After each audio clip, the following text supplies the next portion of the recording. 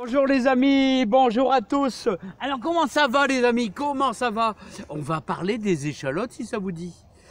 Et je vous présente mes échalotes qu'on a d'ailleurs plantées ensemble l'année passée. C'est les fameuses, les Red Sun, un petit peu rondes là comme ça, les Red Sun. Alors les échalotes c'est vraiment le légume toujours délicat. Voilà, vous avez toujours dans vos plants d'échalotes un petit peu d'échalotes qui pourrissent en fin d'hiver, au milieu de l'hiver, tout ça. C'est toujours un petit peu délicat l'échalote, les amis. Alors vous avez différentes variétés. Vous avez, j'en connais 3 ou 4, c'est la Longor, qui est toute en longueur, qui est un petit peu rosée. Voilà, et un peu, on appelle aussi la cuisse de poulet. Ouais.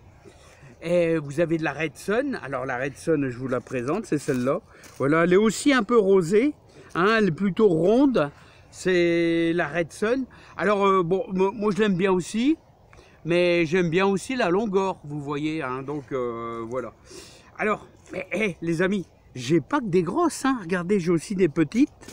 Voilà, il n'y a pas que. L'échalote, c'est toujours un légume compliqué. Vous pouvez avoir des grosses, quelques beaux pieds, quelques bonnes, belles échalotes, un pied. Vous voyez, une grosse échalote qui va vous faire des petites échalotes, comme une petite échalote qui va vous faire des très grosses. C'est bien sûr la terre qui décide. C'est la terre qui décide. Et c'est vraiment bizarre. Vous pouvez.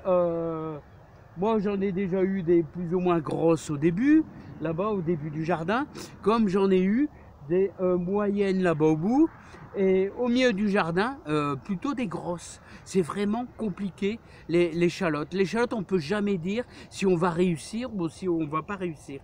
Mais je vais vous dire, même des petites, voilà, c'est embêtant à éplucher, mais c'est aussi bon qu'une grosse. Disons que l'avantage, c'est que ça va plus vite, quoi.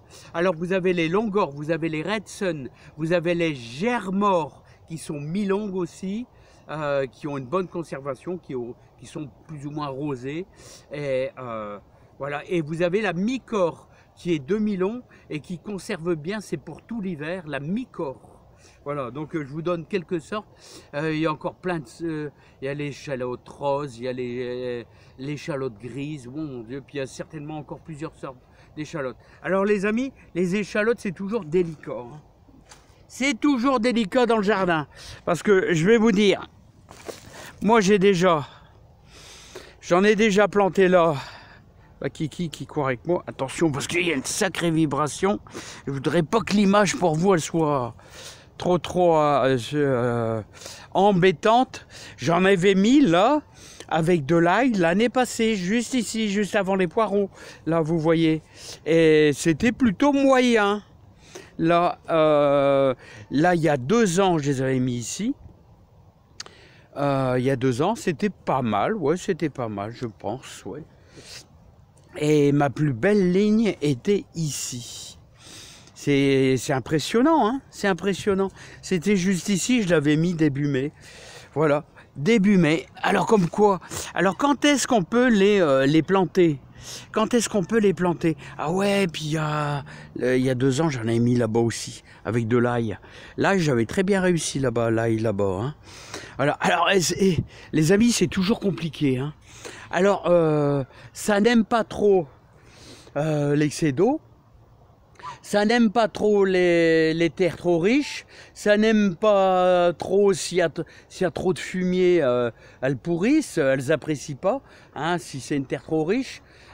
Une terre un petit peu sableuse, tout ça, enfin sableuse, je veux dire, une terre fine, elles apprécient assez bien. Alors vous voyez, c'est bizarre, c'est vraiment très très bizarre, l'échalote. Alors, petite plantation pour faire voir à ceux qui débutent dans le jardin. Allez, je vais chercher de la terre un peu fine. Voilà, on va aller dans la serre. Normalement, ça se met plutôt à l'extérieur. Du mois de mai au du mois de mars au mois de mai, voilà. Parce que moi je l'avais mis ma ligne là début mai, et puis ils ont été vraiment magnifiques, les amis, ils ont été vraiment magnifiques. J'arrive pas à le couper. Alors les amis, s'il y a une chose que je peux vous dire, c'est que l'échalote, elle ne craint pas le froid. Hein. Mais par contre, ce qu'il faut, c'est bien préparer votre terre.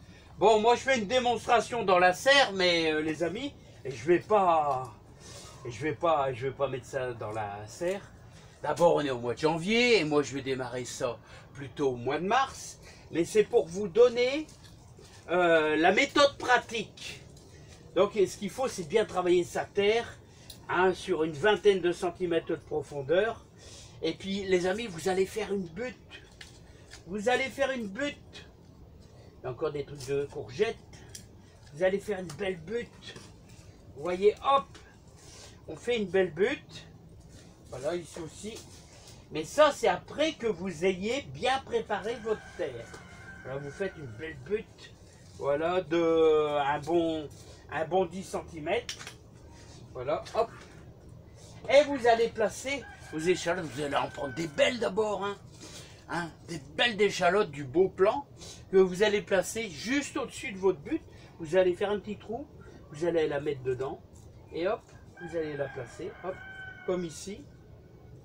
Alors, je vous refais voir un petit peu la deuxième. Un peu plus près, un peu plus facile pour vous guider encore mieux et encore plus facilement. Vous voyez celle-là, vous allez laisser une main et demie, hop, on va se mettre là, quasiment ici. Vous allez faire un petit trou, hop là, comme ici. Vous allez prendre une belle échalote que vous allez placer sur le haut de votre butte et vous allez refermer avec votre main, comme ça, voilà. Voilà. Donc vous voyez, puis vous allez faire tout un alignement.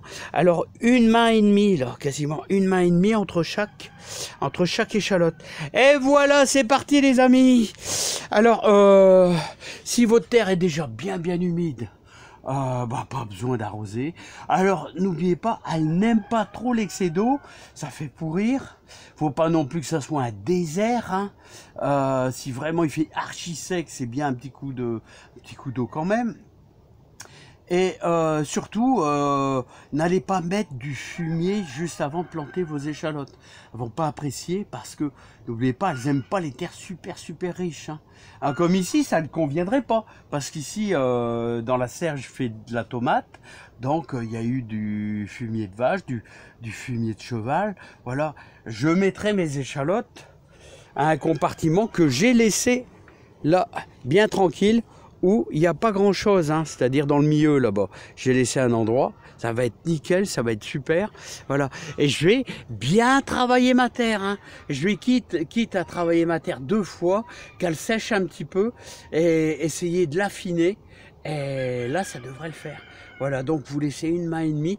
Et les plantations d'échalotes, ça démarre à partir allez, moi j'aime bien mi-mars tranquillement, et l'ail c'est plutôt fin février.